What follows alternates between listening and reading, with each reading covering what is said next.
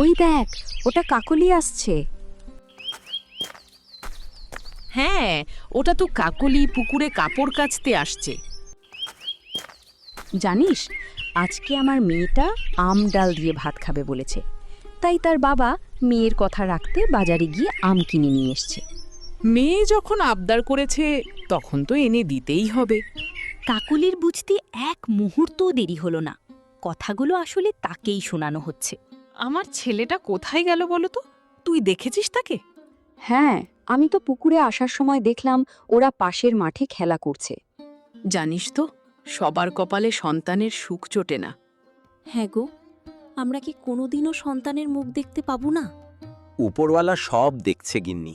তিনি নিশ্চয়ই আমাদের জন্য কিছু না কিছু ব্যবস্থা করে দেবেন। আমি যখন কাজ করতে বাইরে যাই তখন সবাই আমাকে দেখে উল্টোপাল্টা কথা বলে। এসব আর আমার ভালো লাগে না। কাকলি রাস্তা দিয়ে হেঁটে যাচ্ছিল। এমন সময় তার চোখে পড়ল পাশের মাঠে, যেখানে কত ছেলে মেয়ে আনন্দে খেলাধুলা করছে। হে উপরওয়ালা, আজ যদি আমারও সন্তান থাকতো, তাহলে সেও আজ এই মাঠে সবার সঙ্গে খেলাধুলা করত। ওই পল্টু, কোথায় যাচ্ছিস? এদিকে একটু শোন বাবা। বলো কাকিমা, কি হয়েছে? আমাকে ডাকলে কেন? এই বছর আমাদের গাছে অনেক আম ধরেছে। নে, এই কটা আম তোরা বন্ধুরা মিলে খেয়ে নিস। ঠিক আছে কাকিমা, মাঠে গিয়ে আমরা সবাই বন্ধুরা মিলে একসাথে বসে আমগুলো খাবো। এমন সময় সেখানে পল্টুর মা চলে আসে। পল্টু, তুই এখানে কি করছিস? আর তোর হাতে এই আমগুলো কোথা থেকে এলো? এই আমগুলো কাকিমা আমাকে দিয়েছেন।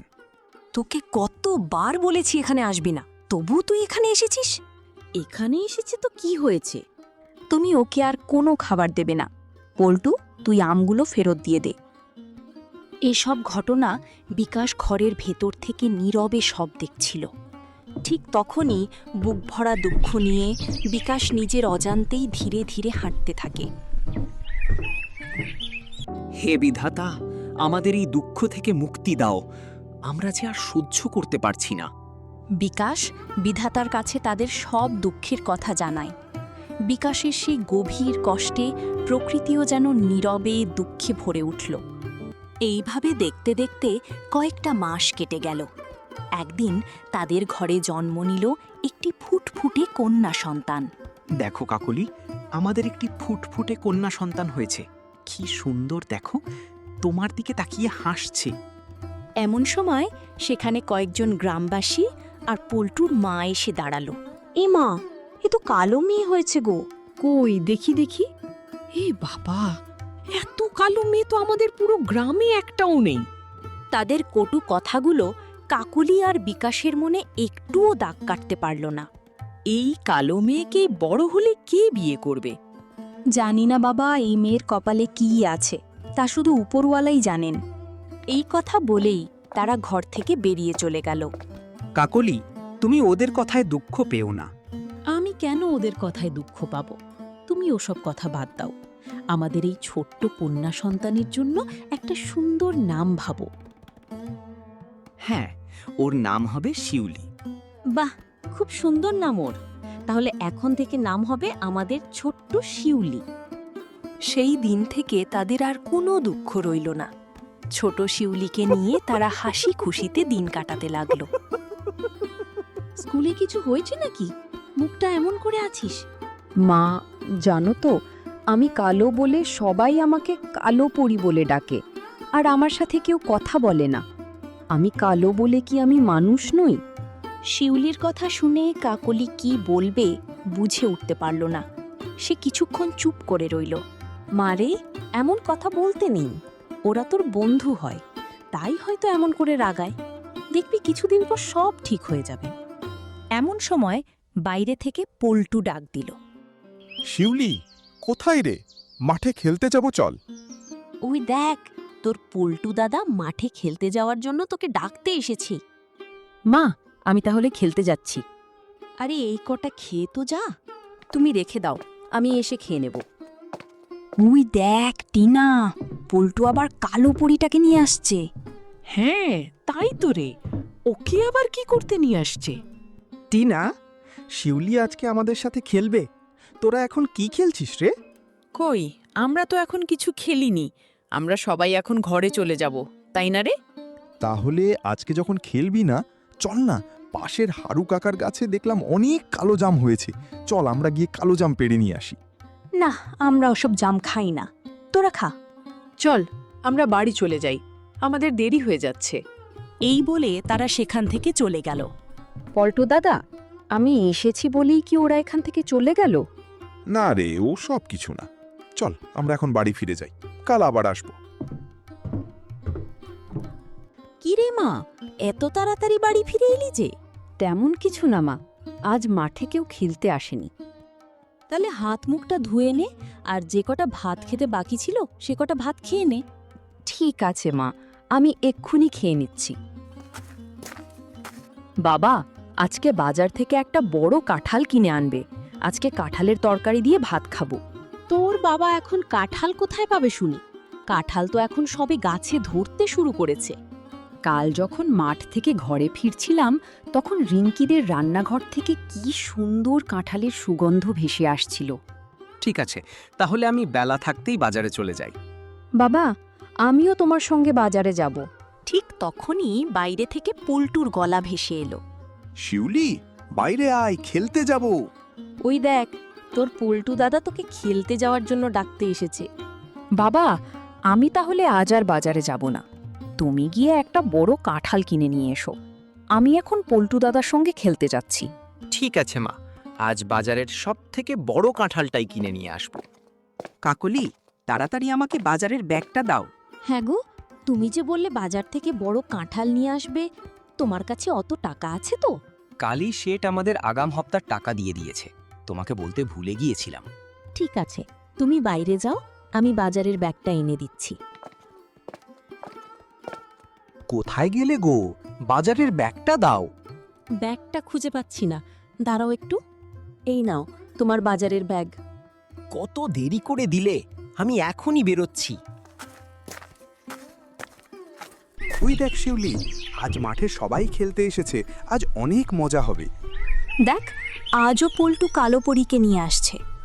আজকে স্পষ্ট করে বলেই দেব, আমরা ওর সঙ্গে খেলবো না। তোরা আজকে কি খেলছিস রে? আমরা দুজনও খেলবো। পল্টু, তোকে আমরা খেলতে নিতে পারি, কিন্তু শিউলিকে আমাদের সঙ্গে খেলতে নেব না। কেন তোরা শিউলিকে খেলতে নিবি না? কি হয়েছে? তুই ওর গায়ের রং দেখছিস না, কেমন কালো, তাই ওকে আমরা আমাদের সঙ্গে খেলতে নেব না। ওর গায়ের রং কালো হলেও কি করবে? আর গায়ের রং দিয়ে কি আসে যায়? ওদের কথা শুনে শিউলির চোখে জল চলে আসে, আর মন খারাপ করে ওখান থেকে চলে যায়। মালতী উঠান ঝাড় দিচ্ছিল, ঠিক তখন শিউলি মন খারাপ করে ঘরের দিকে চলে যায়। মালতী শিউলির গম্ভীর মুখ দেখে বুঝতে পারে কিছু একটা হয়েছে। কি হয়েছে মা? তুই এমন করে কাঁদছিস কেন? মা, আমি কালো বলে ওরা আমাকে খেলতে নেয় না। কাঁদিস না এমন করে, তোকে দেখে আমার চোখে জল চলে আসছে রে। এমন সময় বিকাশ স্নান সেরে ঘরে ফিরে এলো। কি হয়েছে? তোমরা সবাই মন খারাপ করে আছো কেন? কাকলি বিকাশকে সব কথা খুলে বলে। মন খারাপ করিস না মা, ওরা এখন ছোট, বড় হলে দেখবি সব ঠিক হয়ে যাবে। বড় কাঁঠাল এনেছি, আমরা দুজন মিলে খাবো। কাকলি, রান্না কত দূর হলো? আমি আর আমার মেয়ে আজকে জমিয়ে ভাত খাবো। বিকাশের কথা শুনে শিউলির মুখে আবার মিষ্টি হাসি ফুটে উঠল। এই তো প্রায় হয়ে এসেছে, তোমরা বসো, আমি এক্ষুনি নিয়ে আসছি। বাবা, বাজারে গেলে আমাকে একটা খাতা এনে দেবে তো? আমার খাতাটা শেষ হয়ে গেছে। ঠিক আছে মা, কাল বাজারে গেলে এনে দেব। কই বসো তোমরা। কাকলি তাদেরকে খাবার বেড়ে দেয়, শিউলি আর বিকাশ খেতে থাকে। এইভাবে দেখতে দেখতে অনেকটা দিন কেটে গেল তাদের। ছোট শিউলি আর ছোট নেই। মা, রান্না কত দূর হলো? বাবা এক্ষুনি চলে আসবে যে? এই তো মা, আর একটুখানি বাকি আছে। পরের দিন পাশের বাড়ির সুভাষ কাকা তাদের বাড়িতে আসে। বিকাশ, শিউলি তো দেখতে দেখতে বড় হয়ে গেল, এবার শিউলির বিয়ের কিছু ব্যবস্থা কর। সুভাষ কাকার কথা শুনে বিকাশ আর কাকলি চুপ করে যায়, কারণ তারা জানত তাদের কালো মেয়েকে কেই বা বিয়ে করবে। কি হলো? কি এত ভাবছিস? না কাকা, তেমন কিছু না, কিন্তু আমরা এখন পাত্র কোথায় পাবো? কাকা, তুমি তো জানো আমাদের মেয়ের রং কালো। কে বিয়ে করবে আমাদের শিউলিকে? এটা নিয়ে তোমাদের ভাবতে হবে না, আমি নিজেই পাত্র নিয়ে আসব। তাহলে আমি এখন চলি।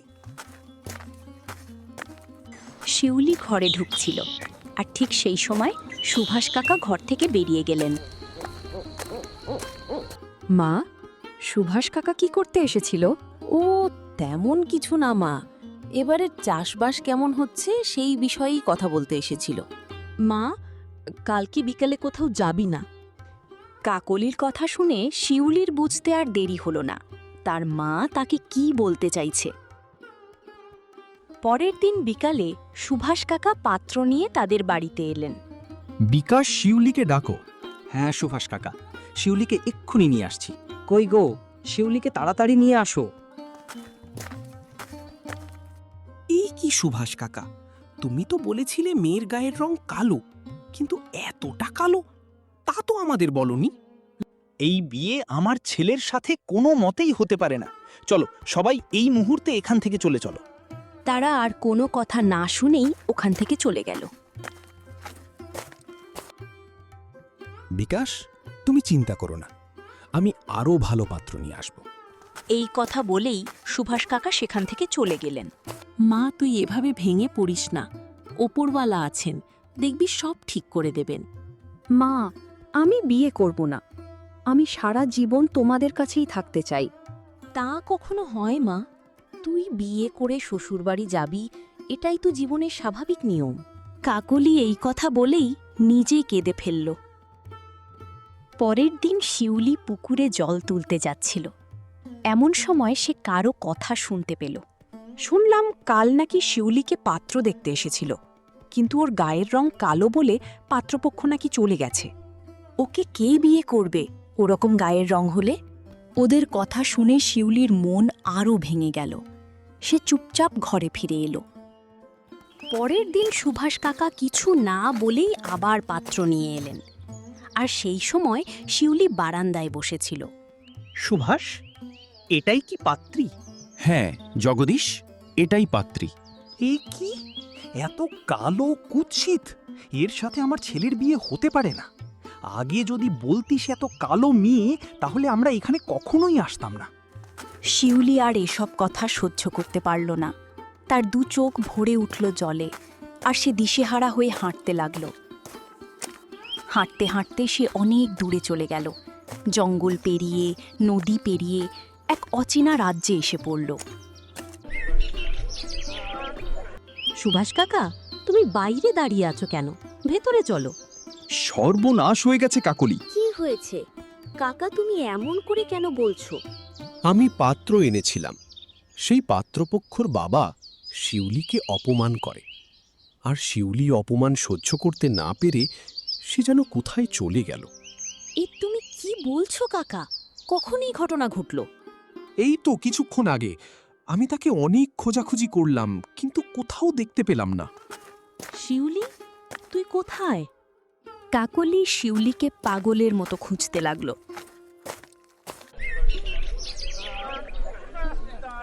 এই আমি কোথায় এসে পড়লাম? আর এখানে সবাই এত গম্ভীরভাবে কি আলোচনা করছে? সামনে গিয়ে একটু দেখি তো। আমাদের রাজকুমারের কি এমন হলো বলতো, যে রাজবৈদ্য তাকে সারাতে পারছে না? কি বলি বল, আমাদের রাজকুমারের মতো রাজকুমার হয় না। রাজকুমারের এমন খারাপ অবস্থা দেখে আমাদেরই অনেক কষ্ট হচ্ছে। শিউলির আর বুঝতে দেরি হলো না। এখানকার রাজকুমার কোনো জটিল রোগে ভুগছে, আর রাজবৈদ্য তার চিকিৎসা করতে পারছেন না। শিউলি এসব কথা শুনে ওখান থেকে চলে যায়। হাঁটতে হাঁটতে গভীর অজানা জঙ্গলে চলে যায়। আমি কোথায় এসে পড়লাম? আমি যে আর হাঁটতে পারছি না। এই গাছটার তলায় বসে একটু বিশ্রাম নিই। কে মা তুই? এখানে কি করছিস? এই গভীর জঙ্গলে কে আমায় ডাকলো? সামনে আসো। তুই যে আমার কোলে শুয়ে আছিস, একটু পেছন ঘুরে দেখ। এ কি, কে তুমি? আর তুমি গাছ হয়ে কথা বলছো কিভাবে? আমি এই জঙ্গলের রক্ষক। আমি অনেক দূর থেকে এসেছি প্রভু। আমার ঘর বাড়ি সব ছেড়ে চলে এসেছি। কেন তুই ঘর বাড়ি ছেড়ে চলে এসেছিস? আর তোর এত কষ্টই বা কেন? শিউলি তার দুঃখের কথা বলতে যাবে, ঠিক তখনই গাছটি বলে উঠল, থাক মা, তোকে আর কষ্ট করে কিছু বলতে হবে না, আমি সব জানি। তুমি আমার ব্যাপারে সব জানলে কি করে? আমি সব দেখতে পাই। তুই আমাকে তোর একটা ইচ্ছা বল, সেটি আমি পূরণ করব। হে প্রভু, আমার নিজের কিছু চাই না। এই জঙ্গলের পাশে একটি রাজ্য আছে, সেই রাজ্যের রাজকুমারের কঠিন রোগ হয়েছে। তুমি দয়া করে তাকে সুস্থ করে দাও। তুই ভেবে বলছিস তো? আরো একবার ভেবে বল, তুই কি চাস? হ্যাঁ প্রভু, আমি সব ভেবেই বলেছি। ওই রাজ্যের সবাই বলছিল রাজকুমার আর রাজা খুব ভালো মানুষ। তুমি দয়া করে ওদের মুখে হাসি ফিরিয়ে দাও। ঠিক আছে মা, এই নিয়ে একটি ছোট চারা গাছ, এটি রাজমহলের পূর্ব দিকে বসিয়ে দিবি। এই গাছ বড় হলে এর ফল যে কোনো রোগ সারাতে পারবে, আর এই গাছটি লাগানোর সঙ্গে সঙ্গে রাজপুত্র সুস্থ হয়ে যাবে। অনেক ধন্যবাদ প্রভু। শিউলি সেই গাছটি নিয়ে রাজমহলের উদ্দেশ্যে রওনা দেয়।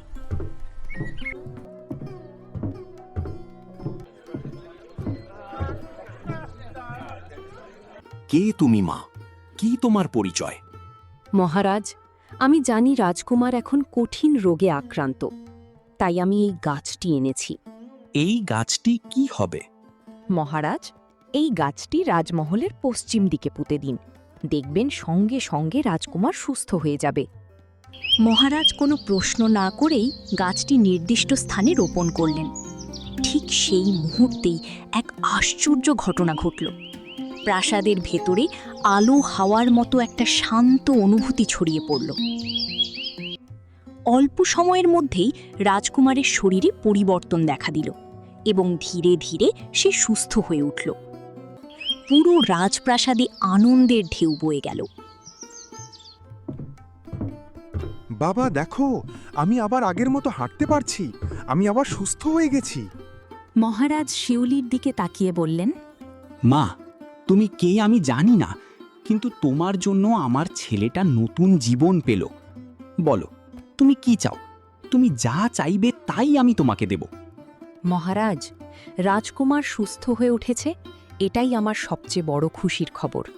আমার আর কিছুই লাগবে না। তোমার মনটা খুব ভালো মা। আমার ছেলে তোমার মতো একজনকেই জীবনসঙ্গী হিসেবে চায়। তোমার কি কোনো আপত্তি আছে? মহারাজ, আমার গায়ের রং কালো। আপনি কি আমাকে আপনার পুত্রবধূ হিসেবে মেনে নিতে পারবেন? মা, গায়ের রং দেখে কি হবে? মানুষের মনটাই আসল। সেই দিন তাদের ধুমধাম করে বিয়ে হয়। বন্ধুরা, তোমরা এখান থেকে কি শিখলে? কারোর গায়ের রং দেখে কখনো বিচার করতে নেই।